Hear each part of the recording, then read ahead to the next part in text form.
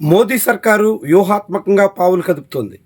మహిళా రిజర్వేషన్ల బిల్లుని డీలిమిటేషన్తో ముడిపెట్టి 2 బిల్లులు ఏకకాలంలో ఆమోదించుకోవాలన్న ఆలోచనతో ఉంది. అందుకు తగ్గట్టుగా 16వ తారీఖున ప్రారంభం కాబోతున్న పార్లమెంటు ప్రత్యేక సమావేశాల్లో తొలి రోజే బిల్లు ప్రవేశపెట్టబోతున్నారు. అయితే 2 బిల్లులు ఏకకాలంలో ప్రవేశపెట్టబోతున్న నేపథ్యంలో ఎలాంటి పరిణామాలు ఉత్పన్నమవుతాయి అన్నదే ఇప్పుడు చర్చనీయాంశంగా మారుతోంది. డీలిమిటేషన్ దాని మీద అనేక రకాల భిన్నాభిప్రాయాలు వ్యక్తమవుతున్నాయి. ఇప్పటికే తెలంగాణ సీఎం రేవంత్ రెడ్డి చాలా తీవ్రంగా వ్యతిరేకిస్తున్నారు. అదే సమయంలో కాంగ్రెస్ పార్టీ కూడా అభ్యంతరాలు వ్యక్తం చేస్తుంది. కాంగ్రెస్ పార్టీ అధిష్టానం ఆలోచనకు తగ్గట్టుగానే రేవంత్ రెడ్డి ఈ డీలిమిటేషన్ వల్ల సౌత్ ఇండియా తీవ్రంగా నష్టపోబోతుంది అనే అభిప్రాయాన్ని వ్యక్తం చేస్తున్నారు. మొత్తంగా దేశవ్యాప్తంగా ఇప్పుడున్న 543 పార్లమెంట్ స్థానాలని 850కి పెంచే యోచనలో కేంద్ర ప్రభుత్వం ఉంది. అందులో భాగంగా వివిధ రాష్ట్రాల్లో ఉన్న పార్లమెంట్ సీట్లు 815కి పెంచి కేంద్రపాలిత ప్రాంతాల్లోని ఎంపీ స్థానాలను 35 సీట్లకు పెంచడం ద్వారా మొత్తం 850 స్థానాలతో పార్లమెంట్ నడపాలి అనే యోచనకి కేంద్ర ప్రభుత్వం వచ్చింది. దీని కారణంగా సౌత్ ఇండియా నష్టపోబోతుందనేటువంటి వాదన బలపడే దిశలో తాజా పరిణామాలు కనిపిస్తున్నాయి.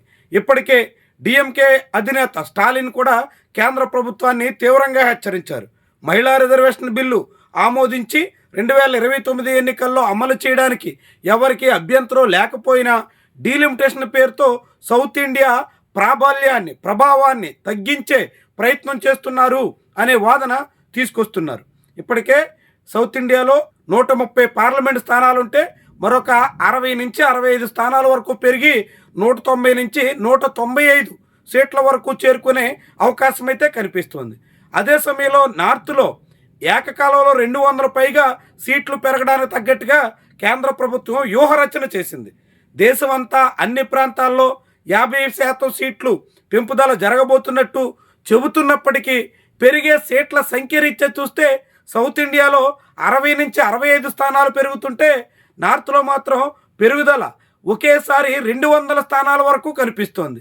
నెంబర్ గేమ్లో పార్లమెంట్లో ఒక ఎంపీ మూలంగానే మొత్తం ప్రభుత్వాలే కూలిపోయిన చరిత్ర ఉన్న నేపథ్యంలో ఏకకాలంలో నార్త్ ఇండియాకి 200 స్థానాలు పెరగడం అనేక రకాలుగా కలిసొచ్చే అంశం అనే మాట బలంగా వినిపిస్తోంది.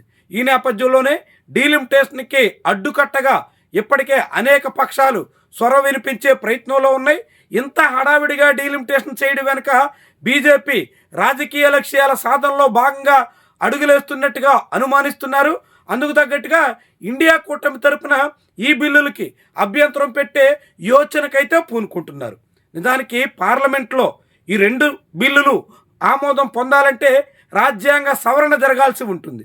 రాజ్యాంగ సవరణ అంటే మూజువాణి ఓటుతో ఆమోదించుకోవడం, ఇతర రకాలుగా చేసే అవకాశాలు చాలా నామమాత్రం. రాజ్యాంగ సవరణకు తగ్గట్టుగా 2/3 మెజారిటీ కేంద్ర ప్రభుత్వానికి ఉండాలి.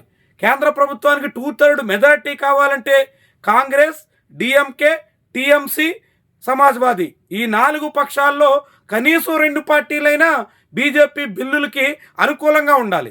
ఇప్పటికే డీలిమిటేషన్ విషయాన్ని అటు కాంగ్రెస్ అభ్యంతరం పెడుతుంది, ఇటు డిఎంకే వ్యతిరేకిస్తోంది. దాంతో 2 పార్టీలు దూరం అయిపోతున్నట్టుగా చెప్పాల్సి ఉంటుంది. సమాజ్వాదీ పార్టీ, తృణమూల్ కాంగ్రెస్ ఎలాంటి నిర్ణయాలు తీసుకుంటాయి అన్నదే బిల్లుల భవిష్యత్యాన్ని నిర్ణయించబోతున్నాయి.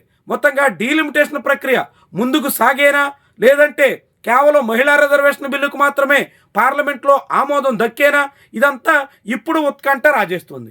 ఆంధ్రప్రదేశ్లో వైఎస్ఆర్సీపీ కూడా ఎంపీల సంఖ్య రీత్యా కేవలం 4 మాత్రమే లోక్సభలో, 7 మాత్రమే రాజ్యసభలో మద్దతున్నటువంటి తరుణంలో ఆ పార్టీ కూడా డీలిమిటేషన్ మీద సన్నాయి నొక్కులు నొక్కుతోంది. అయినప్పటికీ కేంద్ర ప్రభుత్వ బిల్లుకి ఆమోదం తెలుపుతారా లేకుంటే తమ అభ్యంతరాల సాయంతో తాము కూడా వ్యతిరేకంగా ఉన్నామని చెబుతారా అన్నది తేలాల్సి ఉంది. కానీ ఆంధ్రప్రదేశ్లో చంద్రబాబు మాత్రం ఎన్డీఏ భాగస్వామ్య పక్షంగా అన్ని పార్టీలకి లేఖలు రాసేసి మహిళా రిజర్వేషను, డీలిమిటేషను అంతా తమ వల్లే వస్తుందనేటట్టు చెప్పుకునేదానికి సిద్ధమైపోతున్నట్టుగా భావించాల్సి ఉంటుంది. అటు వైఎస్ జగన్మోహన్ రెడ్డికి, ఇటు వైఎస్ షర్మిలకి, సిపిఎం, సిపిఐ నేతలకి, ఇలా అన్ని పార్టీల నేతలకి సీఎం లేఖ రాయడం చాలా విస్మయకరంగా కనిపిస్తుంది. కేంద్ర ప్రభుత్వం బిల్లులు ఆమోదించుకునే ప్రక్రియలో అడుగులేస్తుంటే ఆంధ్రప్రదేశ్లో చంద్రబాబు నాయుడు క్రెడిట్ గేమ్లో భాగంగా తన వల్లే ఇదంతా జరిగిందని చెప్పుకునేదానికి తగ్గట్టుగా ఇలాంటి లేఖలు రాసినట్టుగా అనేక మంది అభిప్రాయపడుతున్నారు. నిజంగా చంద్రబాబు నాయుడు లేఖ రాసినప్పటికీ కాంగ్రెస్ పార్టీ తన అధిష్టానం నిర్ణయానికి తగ్గట్టుగానే సాగుతోంది.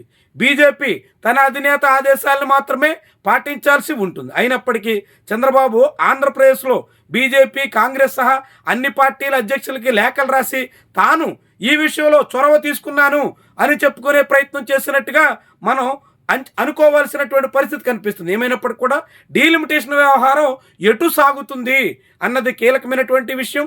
మొత్తంగా దేశ రాజకీయ భవిష్యత్తునే తారుమారు చేసి అనేక మంది నేతల తలరాతనే పూర్తిగా మార్చేదానికి తగ్గట్టుగా జరగబోతున్నటువంటి డీలిమిటేషన్ ప్రక్రియకు పార్లమెంట్ గ్రీన్ సిగ్నల్ ఇస్తుందా? 2/3 మెజార్టీ దక్కించుకోవడంలో బీజేపీ నాయకత్వం సక్సెస్ అవుతుందా?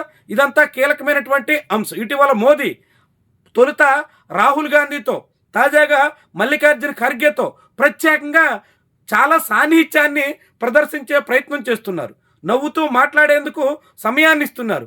ఇట్లా గతంలో ఎన్నడూ లేని మోదీ ఇప్పుడు ఈ 2 బిల్లులు ఆమోదించుకోవడంలో భాగంగా రాజ్యాంగ సవరణకు తగ్గట్టుగా ఆ పార్టీ నాయకత్వాన్ని ఆకర్షించే ప్రయత్నం చేస్తున్నట్టుగా అనేక రకాల అనుమానాలు అయితే వ్యక్తమవుతున్నాయి. మొత్తంగా ఏమైనప్పటికీ డీలిమిటేషన్ వ్యవహారం మాత్రం ఇప్పుడు రాజకీయంగా దుమారం రేపేలా కనిపిస్తుంది. చాలా పెద్ద చర్చకు ఆస్కారం ఇచ్చేలా కనిపిస్తుంది. ఏం జరుగుతుందన్నది మాత్రం పార్లమెంట్లో తేలబోతుంది. పార్లమెంట్ నిర్ణయం దేశ భవిష్యత్తునే, రాజకీయ నేతల తలరాతల్నే పూర్తిగా తారుమారు చేసే దిశలో ఉంటుందని మాత్రం చెప్పాల్సి ఉంటుంది.